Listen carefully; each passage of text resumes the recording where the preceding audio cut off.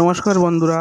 বাড়িতে যখনই শিল নোড়াতে কাঁচা লঙ্কা, সরিষা, পোস্ত বাটা হয়, তখনই মনে হয় যে কোনো পাতুরির রান্না আজকের হতে চলেছে। তো হ্যাঁ, তো দেখুন সর্ষে বাটা কমপ্লিট এবং আজকের একটা পাতুরির রেসিপি আমি নিয়ে চলে এসেছি। তো এখানে আমি চিংড়ি মাছের পাতুরি আজকের রান্না করে দেখাবো। ভেটকি মাছ বা ইলিশ মাছের পাতুরি অনেক হয়েছে, তো আজকে আমি চিংড়ি মাছের পাতুরি রান্না করব। তো এখানে চিংড়ি মাছ আমি 200 গ্রাম চিংড়ি মাছ, মিডিয়াম সাইজের চিংড়ি মাছ, পুরো একদম খোসা ছাড়িয়ে পরিষ্কার করে ধুয়ে নিয়েছি। তার সঙ্গে একটু নুন, একটু হলুদ, একটু জিরের গুঁড়ো, পরিমাণ মতো গরম মশলা এবং পরিমাণ মতন সরিষার তেল আমি একসঙ্গে দিয়ে মাছটাকে ভালোভাবে একটা পাত্রে মিক্স করে নেব। এবং অবশ্যই তার সঙ্গে যে সরিষা, পোস্ত এবং কাঁচা লঙ্কাটা বেটে নেওয়া হয়েছিল, সেটা একসঙ্গে মশলাগুলোর সঙ্গে ভালোভাবে এভাবে মিশিয়ে নিতে হবে। দেখুন আমার মাখানোর কাজটি চলছে। তো মিক্সিংটা আমার হয়ে গেছে। এখানে এটা পুরোপুরি ভাপই হবে, কোনো ভাজা নয়। কাঁচাটাই এভাবে পাতুরির মধ্যে দেওয়া হবে। তো পাতুরি কলার পাতার মধ্যেই দেয় অনেকে, অনেকে লাউ পাতা, কুমড়ো পাতাতে দেয়। তো আমি এসবগুলোতে আজকে দেবো না, আমি আজকে চাল কুমড়োর পাতাতে দেবো। কারণ কুমড়ো পাতা বা লাউ পাতাতে দিলে ওরা একটু শক্ত থাকে, খেতে একটু অসুবিধা হয়। তার চাল কুমড়ো পাতা কিন্তু খুবই সফট, একবার ট্রাই করে অবশ্যই দেখবেন। তো দেখুন আমি দুখানা চিংড়ি মাছ এভাবে চাল কুমড়োর পাতার উপরে দিয়ে দিচ্ছি, একটা কাঁচা লঙ্কা দিয়ে দিচ্ছি এবং একটু সরিষার তেল দিয়ে এভাবে পাতাটাকে আমি ফোল্ড করে নেব। দেখুন একটা আমার তৈরি হয়ে গেছে। তো এভাবে আমি ব্যাক টু ব্যাক সমস্ত পাতুরিগুলো তৈরি করে নেব। চিংড়ি মাছ আমি দুটো করে এখানে দিয়ে দিয়েছি। তো দ্বিতীয়টাও এখানে আমি ফোল্ড করে নিচ্ছি। এটা দড়ি দিয়ে বাঁধলে হয়তো ভালো হয়, কিন্তু ভাজার সময় সেটা অসুবিধা হয়। তো এটা বাঁধার প্রয়োজনও হবে না। এক পিঠ যখন আমি ভাজবো তখন এটা সফট হয়ে যাবে এবং এটা ফোল্ড থেকে যাবে, আর খুলবেও না। তো 3 নম্বর পাতুরিটা আমি এখানে তৈরি করে নিচ্ছি ঝটপট। আপনারা শুধু দেখতে থাকুন এবং দেখুন আমার সমস্ত পাতুরিগুলো এখানে তৈরি হয়ে গেছে। চাল কুমড়োর পাতার ভিতরে আমি দিয়ে দিয়েছি। এখানে আমি গ্যাস জ্বালিয়ে দিয়েছি, একটা প্যান আমি এখানে বসিয়ে দিয়েছি গ্যাসে হিট হওয়ার জন্য।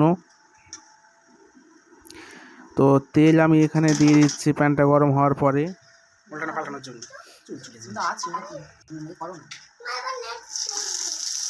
তেল গরম হয়ে গেলে একটা একটা পাতুরি আমি যে দিকটা মানে ফোল্ড করা হয়েছে ওই মুখভাবে দেবো প্রথমে, যাতে খুলে না যায় পাতাটা। তো আমি এখানে প্রথমে 5 পিস দিয়ে দিচ্ছি। এটা সম্পূর্ণ ভাপানো নয়, এটা তেলে ভাজার সিস্টেম। তো 5 পিস আমি এখানে দিয়ে দিয়েছি। তো আমি এবার অবস্থায় একটু ঢাকা দিয়ে দেবো, জাস্ট ওটাকে সিদ্ধ হওয়ার জন্য। ঢাকা দিয়ে অন্তত 2 মিনিট রাখতে হবে, মিডিয়াম আঁচে থাকবে এটা। 2 মিনিট পরে দেখুন ঢাকাটা আমি খুলে নিচ্ছি।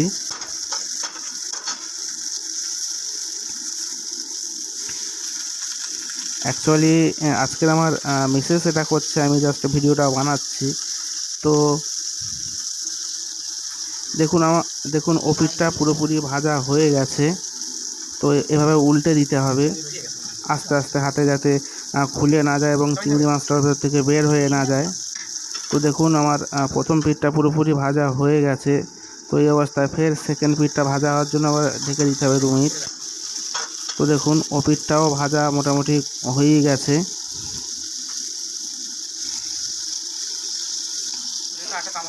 এভাবে উল্টে পাল্টে আস্তে আস্তে মিডিয়াম আছে পাতুরিগুলোকে একটু ভাজতে হবে। তো আপনারা অবশ্যই একবার বাড়িতে ট্রাই করে দেখবেন এভাবে চাল কুমড়োর পাতার ভিতরে চিংড়ি মাছের পাতুরি। গ্যারান্টি দিয়ে আমি বলতে পারি গরম ভাতের সঙ্গে আপনার অন্য কিছু আর লাগবে না। 3-4 পিস এই পাতুরি হলে আপনার এক থালা ভাত শুধুই খাওয়া হয়ে যাবে এর স্বাদের ফলেই। তো প্রথম ধাপের ভাজাগুলো আমার কমপ্লিট হয়েই গেছে। তো এবার আমি এগুলোকে আস্তে আস্তে নামিয়ে নেবো একটা প্লেটে।